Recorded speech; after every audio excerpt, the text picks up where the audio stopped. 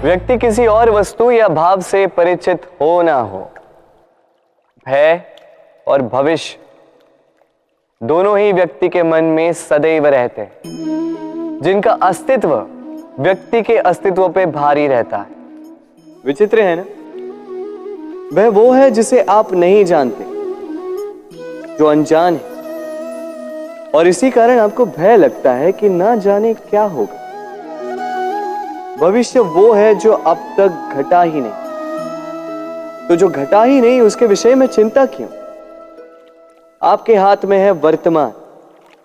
वर्तमान के कर्म सत्य मन से कीजिए और सोचिए ये कि अपने कर्मों को और कितनी श्रेष्ठता से किया जा सकता है। इसलिए आप विश्वास कीजिए, यदि वर्तमान के कर्मों को आप सत्य मन से करोगे तो भय स्वयं ही निकल जाएगा और भविष्य का फल अवश्य ही मीठा होगा। इसलिए भय और भविष्य से डरना छोड़ दीजिए, इस वर्तमान को जी। जीवन में हम कई लोगों से मिलते हैं। आप भी ऐसे कई लोगों से मिले होंगे जिन्होंने स्वयं को असफल मान लिया, निराश हो चुके, जिन्होंने ये स्वीकार कर लिया है कि इस जीवन में उनसे कोई कार्य हो ही नहीं पाएगा, वो कुछ कर ही नहीं सकते, किसी कार्य के वो योग्य ही नहीं। किंतु ऐसा नहीं, इस संसार में ऐसा कुछ भी नहीं है जो योग्य नहीं है। कोई ऐसा अक्षर नहीं है जो किसी मंत्र का भाग ना, कोई ऐसी जड़ी बूटी नहीं है जो औषधि ना, कोई ऐसा विष नहीं है जो समय आने पर अमृत ना बन जाए। और इसी प्रकार कोई व्यक्ति अयोग्य नहीं होता, उसे अयोग्य बनाती है उसकी सोच। इसलिए स्वयं को जानो, जान जाओगे कि आप क्या हो। अपने अंतर मन को जगाएं। आप देखेंगे कि जिस संसार की नींव ही बनी है आशा से, उस संसार में निराशा, हताशा और हार जैसा कोई भाव अस्तित्व ही नहीं रखता। इतना सुंदर पुस्तक है, सुंदर आवरण है,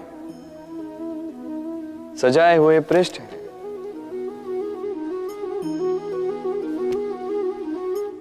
किंतु क्या ये सत्य में अद्भुत पुस्तक कहलाने की पात्र है? क्या इसमें जो लिखा है वो सत्य है, प्रेरणादायी है, हमारे लिए मूल्यवान है? कैसे निश्चय लिया जाए इस बात का? अब आप सोचेंगे कि सीधी सी बात है, आवरण को देख के पुस्तक की गुणवत्ता कैसे जानी जा सकती? इसके लिए तो आपको उसे पढ़ना होगा, उसे समझना होगा, समय देना होगा, है ना? बिल्कुल उचित सोच रहे हैं आप। बस आश्चर्य की बात यह है कि पुस्तक के विषय में आप ये सारी बातें जानते हैं, किंतु किसी व्यक्ति के विषय में आप ये सारी बातें मन में नहीं लाते। व्यक्ति का मूल्यांकन भी उसके वस्त्रों से, उसके शारीरिक रूप से या उसकी सुंदरता से नहीं किया जा सकता। उसके लिए आपको उस व्यक्ति को पढ़ना होगा, उसे समझना होगा, उसे समय देना होगा। पर हम क्या करते हैं? पहनावे, रंग, सुंदरता को देखकर आकर्षित हो जाते हैं, उसे प्रेम समझ बैठते हैं, और आए दिन कोई ना कोई ये कहते सुनाई देता है कि उसकी प्रेम कहानी सफल नहीं हो पाई, उसे छल मिला। किंतु इसमें दोष किसी और का नहीं, स्वयं आपका है। आपने उस व्यक्ति को समय नहीं दिया, आपने उस व्यक्ति के विचार नहीं परखे। प्रेम 2 क्षण में बनने वाला पकवान नहीं है, इसका स्वाद चखने के लिए आपको जीवन भर का समय देना पड़ेगा। तो समय दीजिए, एक दूसरे के रूप से नहीं, आत्मा से जुड़ी, निश्चित ही मन प्रसन्नता से कह उठेगा, राधे राधे। हम में ऐसा कोई नहीं होगा जिसने वृक्षों को ना देखा हो, वृक्षों पे इन पक्षियों को ना देखा, इनके घोंसलों को ना देखा, इन पक्षियों को अपने छोटे छोटे बच्चों को भोजन कराते ना देखा। संसार का सबसे ममत्व वाला दृश्य होता है। चिड़िया दूर से अपनी चोंच में दाना भरकर लाती, स्वयं भोजन करने में असक्षम संतान की चोंच में डालती है, स्वयं भूखी रहकर निस्वार्थ निश्चलता से। और जब संतान के पंख निकल आते हैं, वो उसे उड़ना सिखाती और उसके पश्चात उसे स्वतंत्र कर देती है अपना जीवन जीने के लिए, इस आकाश में उड़ान भरने के लिए। और हम मनुष्य क्या करते हैं? जिस संतान को हम पंछी की भांति पालते हैं, उसके पंख निकलते ही हम उसे बांध देते हैं, ये सोच के कि कहीं वो दूर उड़कर न चली जाए। ऐसा नहीं कि इस स्थिति में माता पिता को संतान से प्रेम नहीं है, अवश्य है, किंतु इसमें प्रेम पर मोह भारी पड़ जाता है, जो स्वयं अपने और संतान के भविष्य के बीच में बाधा बन जाता है।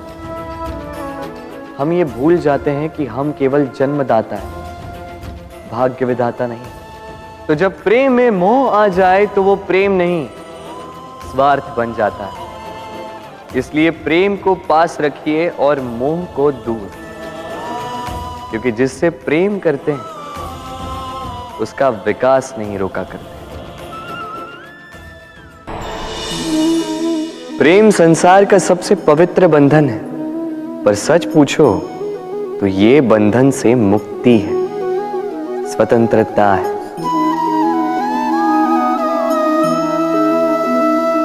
नहीं समझे? समझाता हूं।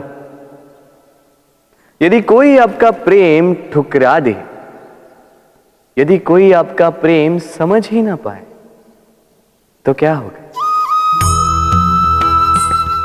कुछ उदास हो जाएंगे, कुछ छल करके प्रेम पाना चाहेंगे, तो कुछ बलपूर्वक प्रेम पर अधिकार करना चाहेंगे।